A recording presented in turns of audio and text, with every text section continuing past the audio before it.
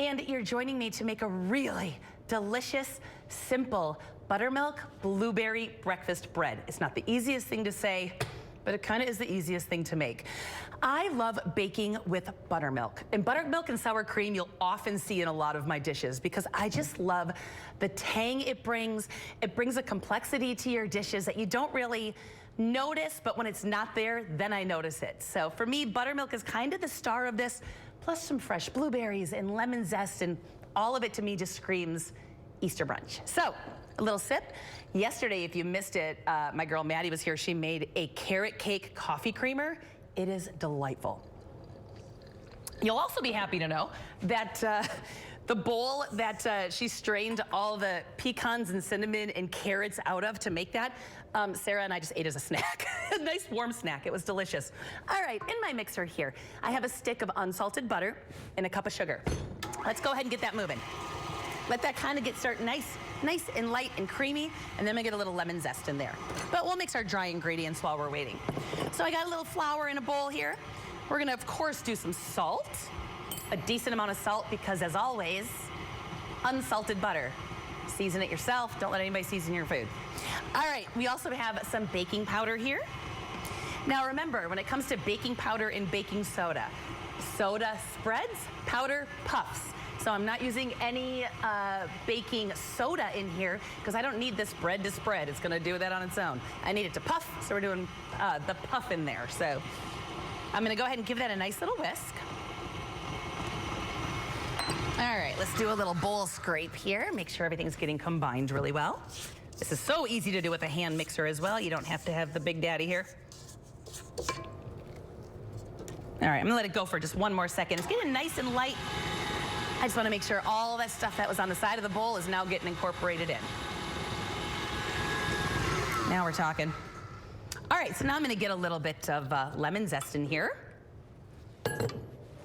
You see me using lemon zest a lot. I absolutely love the oils and the brightness that it brings.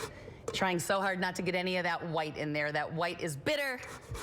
Nobody likes bitter in their bread. And I know I've said this a couple times this week, but I'm gonna reinforce it if you haven't watched it all. When you're using lemon zest like this, and now you don't know what to do with the lemon, and you're like, I have 10 lemons that are zested and I have nothing to do with them. Squeeze them into ice cube trays, get some lemon juice in some ice cube trays, and use it in iced tea, cocktails. Like I said, I like to make a chicken noodle soup and throw some in the very end just to not only kind of cool it down, but add a brightness. Tons of uses for some hot tea at night. Throw a little lemony ice cube in there. It's great. All right, so I'm gonna do that, probably with that later.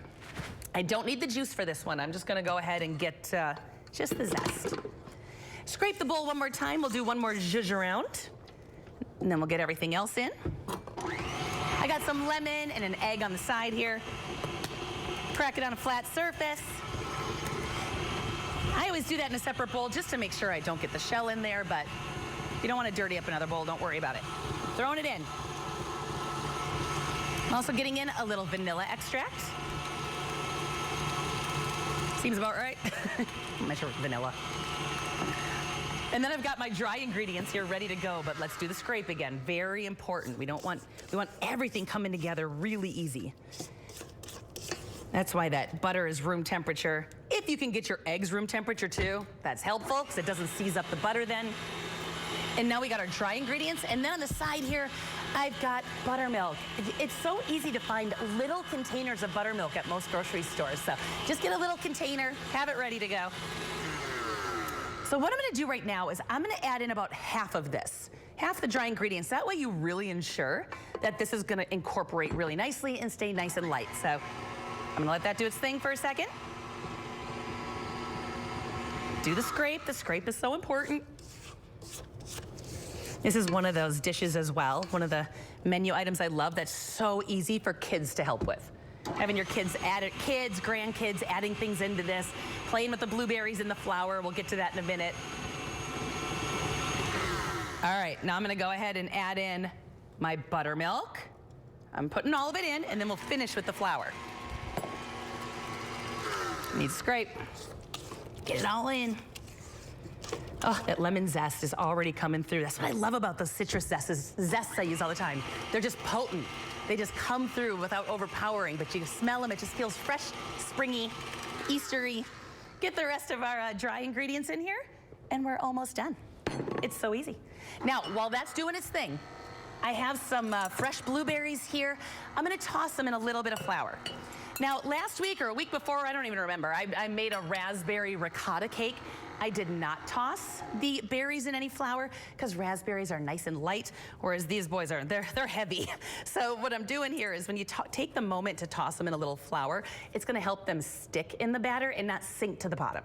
So this part's important, but if you wanted to sub out raspberries for this instead, you are welcome to it. You don't need to do this step. All right, so I'm gonna go ahead and get this out. And it's just about there. I don't wanna waste any of those.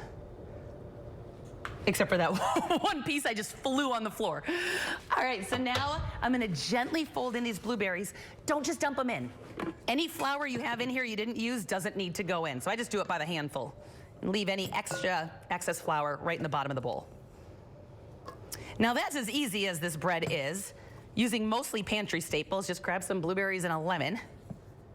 See, there's a bunch of flour still left at the bottom of this bowl. I don't wanna dry out this cake, so just leave it there. Give it a nice gentle stir. And I'm gonna put this in an 8x8 baking dish. And that I'm gonna spray with some cooking spray. And just bake it till it's a beautiful golden brown. I only have a minute left, so I'm gonna go ahead and slide this to the side. We'll get that in and get it in the oven. But let me show you what we got here. Look how beautiful this cake is. It turns golden. And right before you serve it, if you wanna make it, a little bougier, you can go ahead and just dust with a little powdered sugar right over the top. Do that right before you serve it. Sometimes it sinks into the bread and then you lose it. That is gorgeous and simple and bright and lemony and blueberry and the buttermilk. It's just a perfect little breakfast cake, which you can easily double and throw in a 9x13 if you got a lot of people coming over.